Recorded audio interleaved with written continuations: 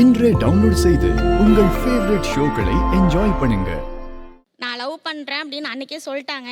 நான் 2 டேஸ் கழித்து தான் நான் சொன்னேன். அக்செப்ட் பண்ணதுக்கப்புறமா அவர் வேலையை விட்டு தூக்கிட்டாங்க சார். டீமுக்கு தெரிஞ்சு வேலையை விட்டு தூக்கிட்டாங்க. அது கம்பெனியில் லவ் பண்ணீங்கன்னு ஒரே காரணத்துக்காக? ஆமாம் சார். ஆக்சுவலாக என்னன்னா நிறைய வெஸ்டர்ன் கண்ட்ரீஸில் வந்து வெஸ்டர்ன் கண்ட்ரீஸ் ஜாப்ஸ்லாம் இந்தியாவுக்கு வந்துருச்சு. ஆனால் வெஸ்டர்ன் கண்ட்ரீஸில் கூட கல்ச்சர் இன்னும் இந்தியாவுக்குள்ளே வரல. வெஸ்டர்ன் கண்ட்ரீஸில் வந்து 2 பேர் லவ் பண்ணாங்கன்னா ஓகே லவ் பண்ணுங்கன்னு விட்டுருவாங்க.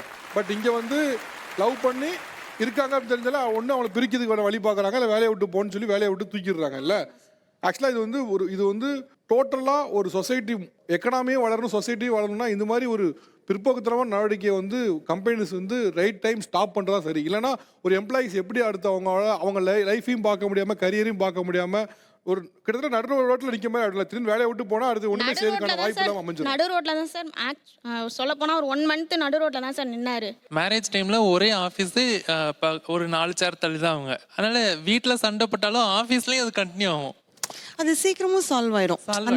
ஆமா, அந்த அம்மா ஒரு முறை தான் முறைச்சது, சீக்கிரம் சால்வ் ஆயிரும் சார் அப்படின்னு பார்த்துட்டு உடனே டக்குன்னு. ஒருவேளை நான் அரேஞ்ச் மேரேஜ் பண்ணியிருந்தேன்னா எனக்கு டைவர்ஸாக இருக்கும் சத்தியமா. நம்ம ப்ரொஃபஷன் வந்து எப்போ ஜெயிப்போம் நமக்கு தெரியாது. அவங்களே நம்ம கூட வந்து கஷ்டப்படணும். நம்ம ஜெயிக்கணுன்றதுக்காக கஷ்டப்பட்டு போராடி இவ்வளோ விஷயம் தாண்டி நமக்காக கூட நிற்கணுன்ற ஒரு பொண்ணு கிடைக்குதுன்றது நமக்கு பெரிய பாக்கியம் கண்டிப்பாக.